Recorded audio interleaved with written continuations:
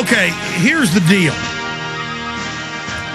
I want to talk about the police state takeover. I want to talk more about Hardin, Montana. I want to get into the new stimulus plan. Incredible news on the flu front. I'm going to cover that first. But after I take a bunch of calls. Now, these calls are going to be great. They're always great. Some are duds, but most of them are really good. So when we take calls, there's always a lot of great ones in there, to be technical. That's what I meant to say. But just have your point, your question ready so I can get to the next person. I know you've been holding a while. As you hear a caller hang up, that's your chance to get involved on air. We'd love to hear from you. 1-800-259-9231. Let's talk to Gary in Mass. Gary, thanks for holding her on the air. Thanks, Alex. I really appreciate it. Wanted to chat with you about the flu and Codex Alimentarius, if you have a minute for that. Sure. Okay, a couple things. If you go to flu.gov, the government talks about the seasonal flu vaccine being separate from H1N1 flu vaccines. And yet, we're finding that at public schools across America this week, principals are being recommended to tell all the parents to send their kids in and sign that form, and don't worry, there's no H1N1 in the normal flu shot. And yet, when I go to FDA.gov and I look at every single flu manufacturer's product for normal flu shots, FluMist, Fluzone, Fluvarix, Fluvarin, they're all containing not only the squalene that we've been talking about, they all contain H1N1, H3N2, and something else. I think Paul Watson and Kurt Nemos have done reports on this. If they haven't, they need to. But yes, that is confirmed. That's why Horowitz flipped out. Was he noticed a month ago that they were saying their regular flu shot was going to have H1N1. How did they know this a year ago when this hadn't even come up on the radar? Then they lie and say, don't worry, it doesn't have it. Then they're also lying, saying it's mandatory when you don't have to take the flu shot to go to school. So, even if you're for vaccination, why are you for you and your kids being lied to? And yeah, the squalene's at least 5 times regular levels, super deadly, adjuvant. All these top scientists and medical doctors we've had on saying that's what's frying out the brain, neurological disorders. It just goes on and on. And yeah, I'm going to get into flu later. It's just so amazing to actually see this happening. And to then hear them lying and saying there's no such thing as adverse reactions, then the CDC says, no, there's going to be a lot of adverse reactions, including deaths. I mean, it's just, but the public is gullible. I mean, I watch the public at bus stops and at grocery stores, and it's like they're willfully, they just look so stupid. And it's like self-induced. And I don't have some elitist view of myself, but I have become a sardonic person.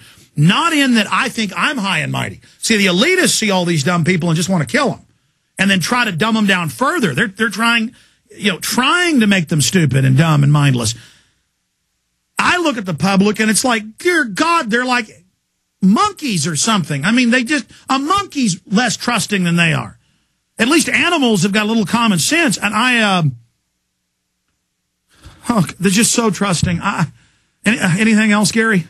Yeah, a couple quick things. So one other point on flu and then on Codex Alimentarius. On the FluMist, which now that after I had a little dialogue. That was my next big point. I'm watching Fox today, and I already knew this, but see if it's what you're about to say.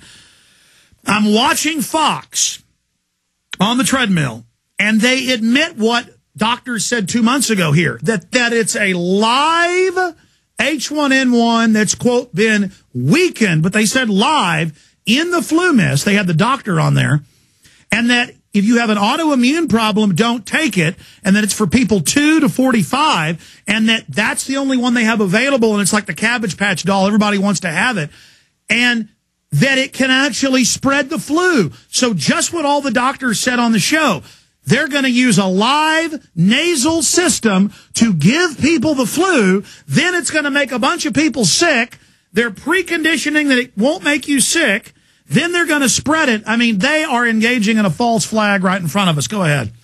Alex, it feels like we're in a cartoon from like Marvel or DC Comics. And you know what? We need more people like you as Iron Men to stop these folks. They are definitely spreading H1N1 through the FluMist. It's unbelievable. Now, one quick thing on Codex Alimentarius. December 31st this year is when it starts to take effect. Now, if you want to defend yourself against the flu, we've heard from these folks that, fish oil is good, vitamin D is good, vitamin C is good. I've heard that in some studies, people have lived longer. When you and I hit 40, we should have a good life. The other 40 years should be just as good as the first 40. But because of eugenics, they want to end it sooner and make it really painful and difficult for all of us. Yeah, no, that's the stated plan. The White House says so right here. So listen to this. Alex, vitamin C, they say vitamin C is a really great vitamin to defend against it, as well as D in fish oil. Well, vitamin C, the doctors who've done the studies, and you can Google the studies or search engine the studies, you need 3,000 to 4,000 milligrams of vitamin C a day. What is the U.S. recommended daily allowance? About 85. How much are you going to be able to get after Codex Alimentarius is in place? 0.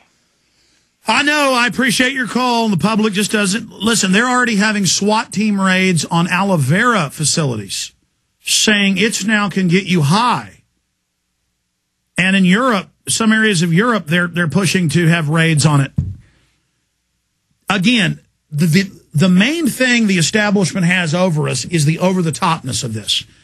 And that I understand as normal people who are awake, you don't want to be around this. You don't want to focus on it. You want to just stay to yourself, try to raise your kids right. You can't do that. And I understand how you want to pull your head down and not fight the tyranny. Because I do it sometimes. I catch myself. Like I said, Saturday morning, I'd just been fighting tyranny for 3 days in Hardin, Montana. I went downstairs at like 7 a.m., 7:30 to get Starbucks coffee down the street. I'm coming back up the elevator. It opens on the 3rd floor, and there's Girl Scouts milling around with police. So I step out, and there's a Homeland Security banner and cops like it was the airport looking at everybody and all a bunch of paranoid power-tripping people. And I literally didn't panic. I repulsed from it. Like a turtle going in my shell, I was hitting buttons and getting back on. And I keep telling that story because then as we're walking out of the hotel 30 minutes later to go catch our flight, I said, by the way, I didn't tell you guys, on the 3rd floor, there's a Homeland Security convention with Girl Scouts. The entire 3rd floor is full of them. There's some kind of Homeland Security meeting. And we know from the news that their new badge from Homeland Security is to spy on their neighbors, fight terror, put out the good word of Homeland Security. These are quotes, 3.4 million. And Aaron's like, grabbed him by the arm. He goes, let's go. And I said, no, we got an hour and a half to get to the airport. Our plane's in an hour and a half. And thank God we were in the checkpoint for 30 minutes with them searching us and going over every tape and bugging their eyes out. Just Nazi little pig-nosed bastards. I mean, they'd gut you in a minute. They'd hang you up by your heels in a minute. I mean, they were crazed women stalking and asking old ladies and like a woman, you've got mascara. That's illegal, which by the way, even under their rules, it's not. And the woman, I'm so sorry, please don't arrest me. And evil women going, just feeding off of it. And I was like, I mean, folks, I can't handle it. Elevator doors open and there's Homeland Security with little kids. And then I got to go to the airport and deal with weird pig women. And I mean, they look, I mean, folks, I can't handle it. I mean, these women's eyes, I can't even do it. We're like, and I was looking at this woman staring at me in line. And I started staring back at her and she kind of got excited and came over by the side and was looking at me from about 2 feet away. And I was just like, I was horrified by her, how disgusting she was, how evil. And then I was like, oh, look, Lindbergh lived here. They had a big painting up and a sign, and I was looking, and they're like, I heard him going, what's he looking at? You're not even allowed to look just because I tried to act normal. I'm going to ignore them feeding on power trips right now. I'm just going to oh, look, Lindbergh. And they singled us out, went over, pulled out a tiny lotion. Just went, oh, my God, you could be arrested for this. And they were and I just looked at them pathetically. I mean, literally, this one woman went, you're not allowed to have this. I mean, they're just like ready to come in your houses and grab your kids. They're just waiting to jump on the American people. Just like attack dogs on a chain. I mean, it's sick, folks. Total tyranny's here. Don't say you weren't warned.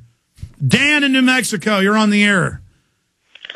Wow, one would have to be willingly blind to not be able to look around and realize we're right in the middle of the book of Revelations.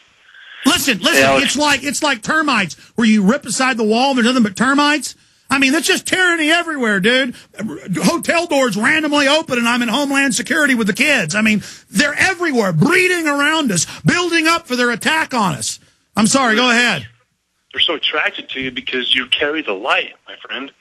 I mean, you are a light in the pit of darkness, and it intimidates them. That's why. Well, they were harassing like a 90-year-old woman in a wheelchair too. They're attracted by herd animals. It's a predator thing. True. They see somebody, I'm sorry. Go ahead. It's like a pack of wolves on an innocent lamb. But you never cease to amaze me how much information you know, man. And that's just why I'm calling you. I'm in the military, and I am not going to take the vaccination. That's where I need your help. What can I quote them? What kind of articles can I print out and take to them to back up when I tell them that it's full of squalene and all that other crap, but I'm not going to take it? Because if it comes down to it, if they tell me it's mandatory and I have to, I'm going to go to the commander and get out. I'm not doing it. Not going to happen. But that's where I need your help. What can I quote? Okay. Just like public schools, it's a policy.